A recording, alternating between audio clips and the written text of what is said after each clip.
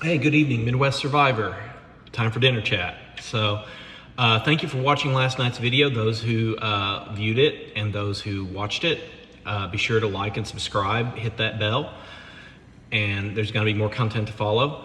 A little update, I'm going to be starting on my book, Blood on the Altar, the story of dysfunction, corruption, and abuses within the Apostolic Pentecostal Church, of which I was a part of from the time I was 5 years old up until just this last March. A lot of stuff happened over the years, a lot of stuff that I've learned about and grew up with and endured, and it's going to be published in a book here in the next couple weeks, and it will be on Amazon. And be sure to follow, be sure to like, be sure to purchase. A lot of stuff to learn about, a lot of stuff to open your eyes about. So tonight's topic is going to be kind of an interesting one. We're going to kind of break away from the list. I've got a list that I've been working on the last week for these dinner chat videos. But the one I want to talk about tonight, it's kind of breaking away from the list. I want to talk about flying monkeys. And I know what some of you are thinking, Wizard of Oz, the flying monkeys. No. I want to talk about narcissistic flying monkeys. Now, narcissistic flying monkey are people that the narcissist uses to either A, get energy from, B, to carry out their plans or their agendas, or C, to just basically be a constant source of supply and energy from. And we all know that the term flying monkey comes from the book and the movie The Wizard of Oz. These people, these flying monkeys in this book did the bidding of the Wicked Witch. And let me just say, there are very common, very eye-opening behaviors that are signs of a flying monkey. Someone that is relaying messages on behalf of the narcissist. So basically, the narcissist basically uses the flying monkey to send a message to somebody else, generally the victim of the narcissist, the scapegoat of the narcissist, the person that the narcissist has tormented for years and years and years on their behalf. And generally, the flying monkey generally gets a little pat on the head and a little bit of reward from the narcissist for doing their bidding. Another thing is of the trait of the flying monkey is they put pressure on you. They put verbal pressure, they put emotional pressure. Sometimes they'll even do financial pressure. They'll try to say, hey, listen, if you decide to go back to the situation, we're going to reward you financially or with positions or whatever. Pressuring you to just go along with the flow. And that's a trait of a flying monkey. The other traits of a flying monkey are the ones that are spreading rumors, propaganda, gossip, misinformation about you, if you are the victim of the narcissist. So this is another sign of a flying monkey. Somebody that is putting stuff on TikTok or putting stuff on Facebook or saying anything. Since I've started these videos, I'm mainly talking about myself and situations I've gone through. I haven't mentioned any names. I haven't talked about anybody specifically. So, because here's the thing, I'm accountable for me. I'm accountable for the things that I've done. I'm accountable for the choices that I've made. Those people will be accountable for the way that they've treated me and what they've done to me, and they'll face judgment for it, as I will face judgment for the things that I've done. I'm fully cognizant of that. I'm fully aware of that. I'm fully accepting of that. But getting back, a person that spreads rumors and gossip and misinformation, that is a trait of a flying monkey. Flying monkeys can happen on the workplace or in a church or on a job. Flying monkeys can, so to speak, fly in from anywhere. No pun intended. So, another thing is people that monitor your activities and report back to the narcissist. And I know that there are some folks out there that are reporting back things to narcissists, whether directly or indirectly. And that's okay. I'm not afraid, I'm not ashamed, and I'm not scared of admitting anything or confessing anything. And more importantly, life is all about choices. And I've made the choices I've made. Are they good? Are they bad? That is to be determined. But, a flying monkey will always another trait of a flying monkey is reporting back to the narcissist and monitoring and spying and letting them know what's going on with the narcissist, whether they see them in town in a vehicle, or whether they see them in a store, or they're checking out their Facebook post, Instagram post, TikTok post, X post, whatever the case may be. The other thing is another trait of the flying monkey is defending that narcissist no matter what evidence is presented. It doesn't even matter if they act out in front of them. They will defend that narcissist to the death because of loyalty or rewards, or just because of some sense of duty. And I have witnessed in my life many a flying monkey that defended people, defended abusers, and defended narcissists, and defended horrible people in spite of all the evidence that was presented to them, and even whenever things were done in front of them by that person that they were defending. So another trait of a flying monkey is minimalizing or dismissing your experiences, the things that were done to you, the things that were said to you, the things that happened to you. I can honestly say that many a flying monkey that I have run into, this is a very common trait. They will always dismiss your feelings, your experiences, your perceptions to try to keep you in control and keep you from basically breaking free from the control of that narcissist. And I encourage you, if you feel like you have the opportunity to break free from a narcissist, break those bonds just as quick as you can.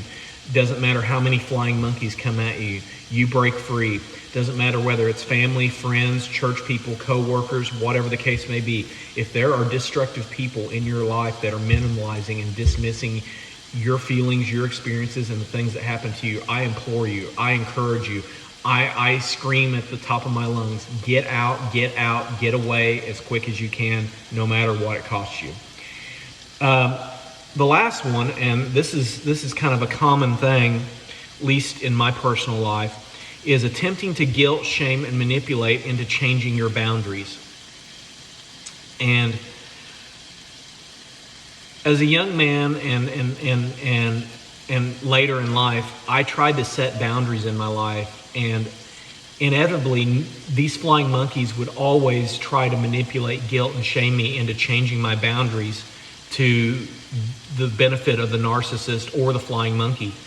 And I can tell you from personal experience that this does happen. It is very real. Flying monkeys and narcissists will guilt you, shame you, and manipulate you into changing boundaries that are made to protect you and made to keep you safe, so that these people can keep their hold on you, keep their claws in you, and keep control of you. And I'm here to tell you right now, do not change your boundaries for anybody. If somebody is trying to guilt you and shame you into going back to a situation that is unhealthy, that is toxic, that is emotionally abusive, verbally abusive, financially abusive, physically abusive, cut your strings from those people and get away from them just as quick as you can. Even if you have to do it on your own, I encourage you and I implore you, do not give in to these flying monkeys and these narcissists. Don't change your boundaries. Don't tear down the fences and the walls that keep you safe, because some walls and some boundaries are absolutely necessary. We have boundaries in our lives to keep us safe. You know, we have walls in our lives to keep us safe, and we have gates near the walls. And a gate is a door, and you can either open your door, choose to open your door to people, or choose to close your door to people. And there comes a point in time when you have to ask narcissists and flying monkeys to leave your boundaries, get them out the door, close the door, lock the door, and bar the door behind them to keep them from coming back. So boundaries are an incredible thing, and they are a needful thing. So here's some signs that you may be dealing with flying monkeys. People in your life will suddenly repeat the same accusations and criticisms that the narcissist has been throwing at you. If there's private conflict within friendships and families and different situations, certain people will contact you after private conflicts, and they will know details that they shouldn't know, which means they are working for the narcissist, and they are a flying monkey themselves. Others pressure you with statements such as, well, they're hurting too. Hurt people hurt people. You need to just forget about it, and move on with your life. The most common gaslighting one, well, that's not really what happened. When you know in your heart and you know with your own eyes that that's what happened. Minimalizing your feelings. You're overreacting. You're overstimulated. I can tell you right now from personal experience, growing up, I heard that one quite a bit. You're just overreacting. It's not that bad. Here's another one. You need to keep the family together. Now this is kind of a hard one, especially when there's children involved. And I can tell you right now, as hard as it is, and as hard as it was to leave, staying was that much harder on me. I can say that from personal experience, because as much as I love my kids, staying was much worse, because I was depressed, I was unhappy, I was miserable, I was being told I was worthless, I was being told that I was nothing, I was told I couldn't clean right, I didn't work hard enough. Then when I would work hard enough, I was complained at that I wasn't making enough money. Then whenever I was making enough money, I was complained at that I was never home. Nothing was ever good enough. And I had to finally break away and say, you know what, I can't do this anymore. And the narcissism and the toxicity just covered me like tar. And I finally had to realize I need to set the example for my kids of what not to put up with.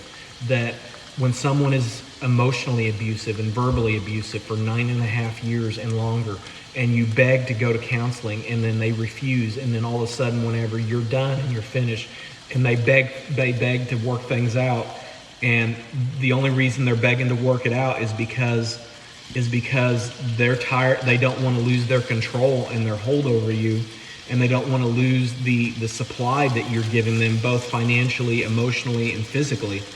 You know, you have to break away and say, no, I got to get away from you to save myself. There's a saying in the Coast Guard that says there comes a point in time whenever you have to say to somebody, you can't save them. And when dealing with narcissists and flying monkeys, you have to say those words, I'm sorry, I can't save you. And it's very, very important to understand and realize the traits and the characteristics of a flying monkey to protect yourself. And not only to protect yourself, but to guard your peace and guard your mind and guard your sanity and guard your health. Because flying monkeys and narcissists will kill you. But they will kill you emotionally, they will kill you mentally, they will kill, and then eventually, whenever they've killed you emotionally and mentally, then your body will begin to break down, and then you will die physically.